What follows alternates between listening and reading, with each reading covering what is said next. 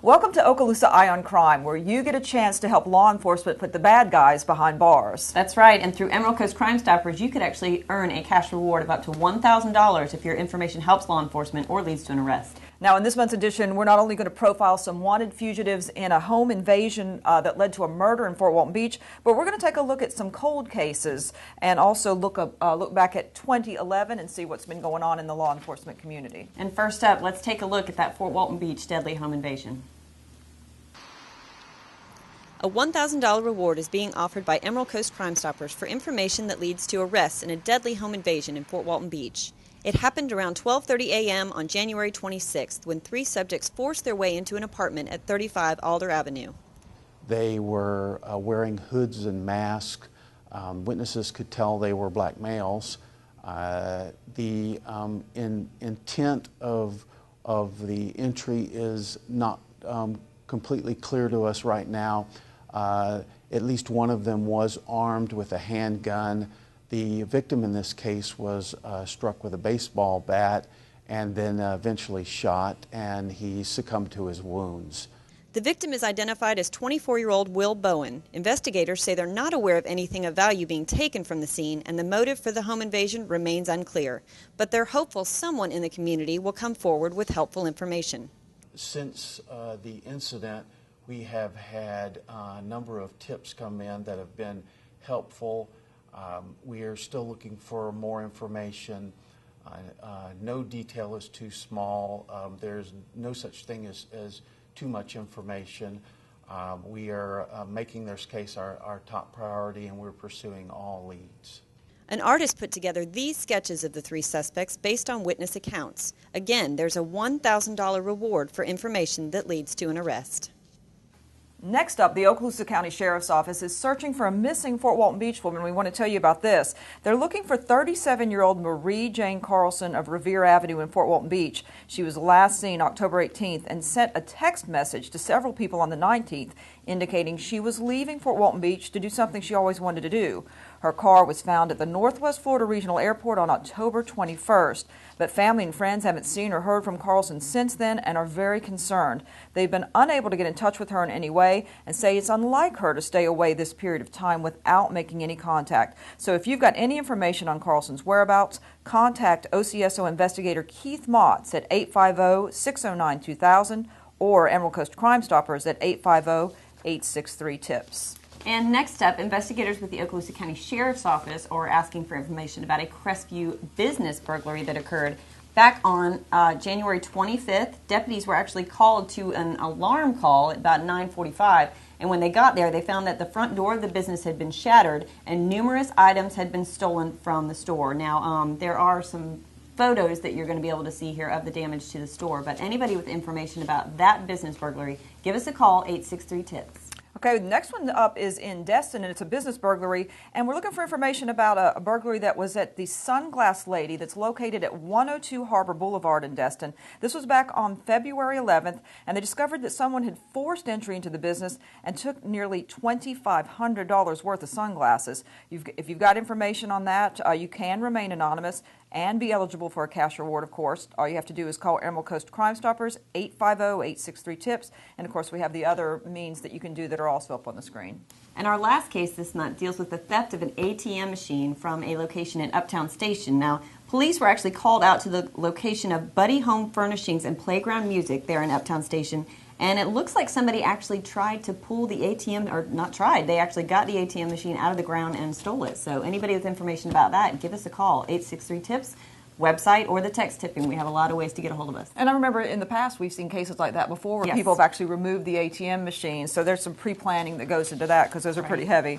Now we want to turn to some cases from the far past, but they're cases that are still on the investigative radar at the Okaloosa County Sheriff's Office. And the first one is a really shocking case that involves the murder of an elderly Crestview woman.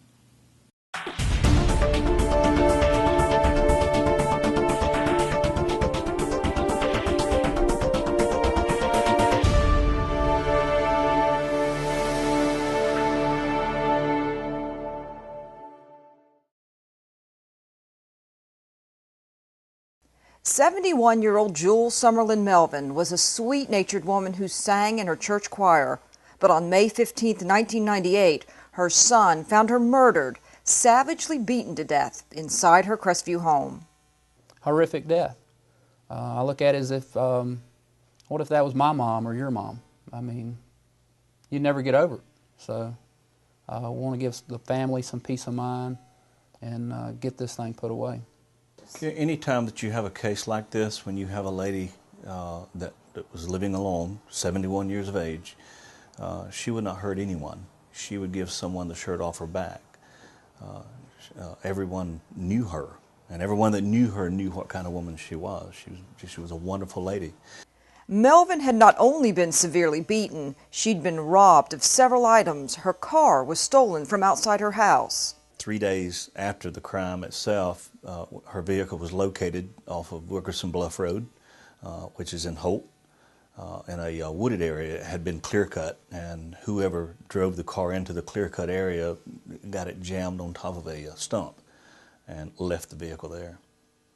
For more than a decade, investigators with the Okaloosa County Sheriff's Office have continued to work this shocking act of violence. They have resubmitted pieces of evidence to the Florida Department of Law Enforcement for analysis with improved techniques. They say progress is being made, but they welcome any information from the public, no matter how small it may seem.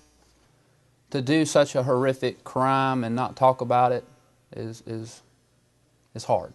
I mean, there's somebody that can't sleep at night that has had conversations or knows more details about what happened and just haven't come forward with the information. And that's what we're hoping to do, is to spark some attention. If you have any information on the murder of 71-year-old Jewel Melvin of Crestview in May 1998, call the Okaloosa County Sheriff's Office at 850-689-5705 or contact Emerald Coast Crime Stoppers. Now, our next case involves a teenage girl whose name and photo have been publicized across the country, but investigators are actually still no closer to solving the unanswered questions surrounding Andrea Durham.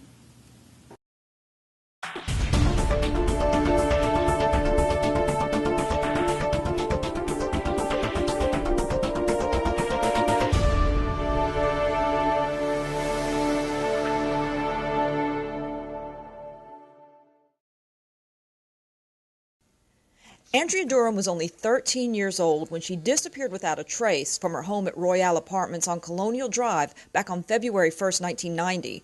Her mother last saw her around 7:30. Her mom was leaving for a meeting, and Andrea was doing household chores. She was vacuuming up the house, and when they returned home, the door was open, and the vacuum was still in the middle of the floor, and Andrea was gone. Andrea's purse, her makeup, her clothes, all still in the home. There were no signs of forced entry, no signs of a struggle, no signs of foul play. Andrea Durham's disappearance remains a mystery. We had a few incidences where we had some leads, but they did not pan out. We're still looking for any information that we can get to hopefully find her or, resolve this issue.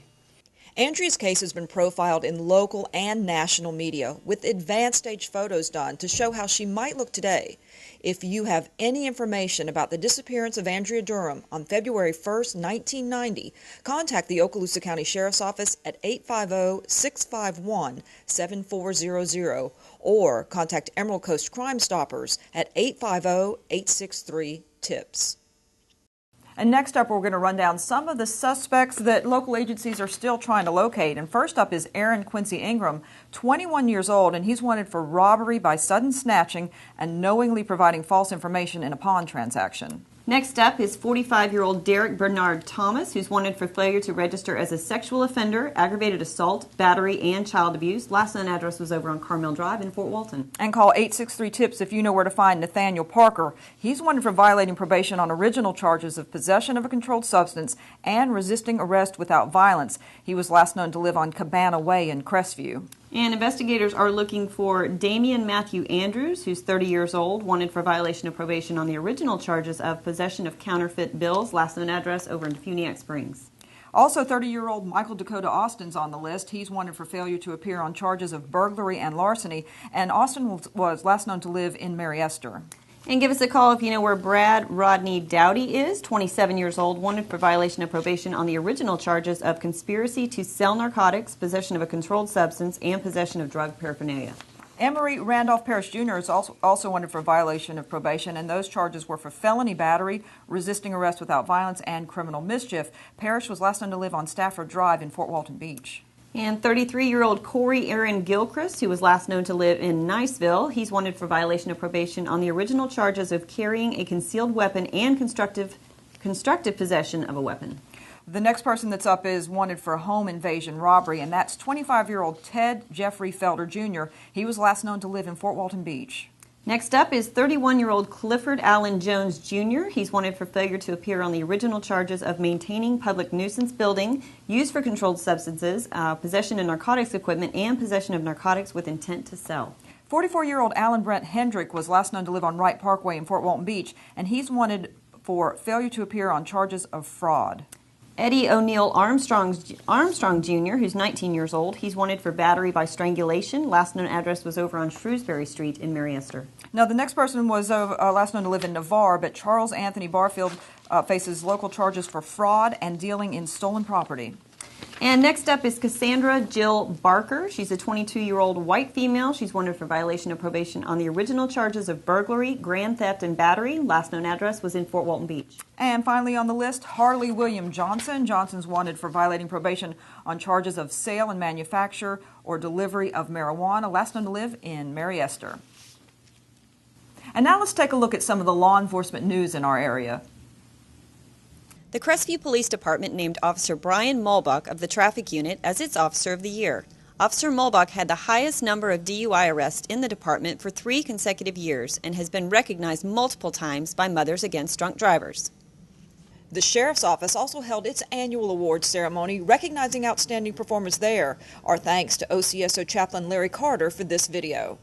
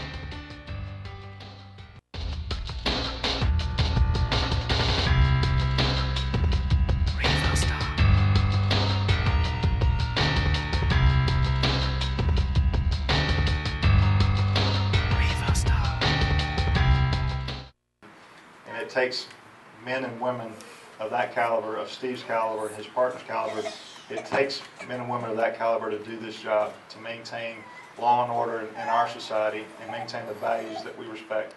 And we can't ever thank them or recognize them enough. We thank, honor, and salute Steve for his devoted service with this national citation. Being here, thank you for recognizing all our officers of the year, our civilians of the year. What we do is serve our citizens, and we don't do it for in order to get rich or to make a name for ourselves. We do it because we love the purpose we work for. It's an honorable profession, and one that we take a great deal of pride in. And I take a great deal of pride and honor in being your sheriff and working side by side with these very people that serve our citizens. And that's what it's all about. So thank you so much for being here today. Sheriff Larry Ashley says 2011 could go down as one of the busiest years in the history of the Sheriff's Office. He talked with us about some of the agency's major accomplishments. Some of them were our physical fitness plan, where where it was a safety issue, it was an image issue, it was a cost issue that we required our officers to complete a half-mile obstacle course that simulated those series of scenarios that they may encounter in the field. And so it's really caught fire at the Sheriff's Office and around the region, people that want to duplicate our policy and our requirements. And we have a healthier workforce now, and I see that as only continue to be better and better over the years. In addition to that, our CODI program, where we took partnered with the juvenile justice folks and took a program that was 80% non-compliant youth that were on house arrest or had other probationary guidelines that were non-compliant. And we took that program with some volunteers and our posse members and our crime prevention folks, and now that program, those youth are 80% compliant. So I think when you have those youth that are actually having to suffer the consequences of whatever those probationary obligations are, that they're not out on the street, they're not out there creating additional problems, and they're actually being held accountable for their actions. So that was a big one as well. We also partnered with FBI and formed a mortgage fraud task force to address a number of the banking violations and mortgage violations, foreclosure violations that were occurring, which damage an economy. They hurt banks and they hurt the citizens that are attempting to make loans from banks. Whenever there's misinformation given on a loan application or straw loans or the like, it tends to hurt everybody in the market. So that was a big one. We already partner with the DEA in our drug task force. We partner with the Federal Marshal Service and our Fugitive Warrants Task Force. So we have a lot of partnerships with our federal and state agencies as well. We've saved in this past 3 fiscal years over $5.1 million in budget cuts and through more efficiencies. And so we want to make sure we continue to do that. We want to maintain our accreditation, that we've set a blueprint for success, and we're following that blueprint for success, and it's delivering results. Other major accomplishments include reorganizing into 3 districts for more efficient allocation of manpower and resources, restructuring the Criminal Investigations Division, and forming a Gang Intelligence and Tracking Unit, contracting with Leads Online for tracking of pawn and second-hand dealer transactions, and enacting the free Teen Driver Challenge program to create more informed, skilled teen drivers. The Okaloosa County Tax Collector's Office and Okaloosa County Sheriff's Office are working together to educate the public on the dangers of texting while driving. Just as high school students have been asked to sign the pledge, every customer at the Tax Collector's Office getting a driver's license or permit will now be given a no texting pledge to sign, a thumb band reminder, and an educational flyer about the Sheriff's Office Just Drive campaign. Customers can sign the pledge at any tax collector branch office or at the Sheriff's Office. For more information about the Just Drive campaign, visit OkaloosaTax.com or sheriff-okaloosa.org. And that's going to wrap up this month's edition of Okaloosa Eye on Crime. We'll see you next time. Thanks for joining us.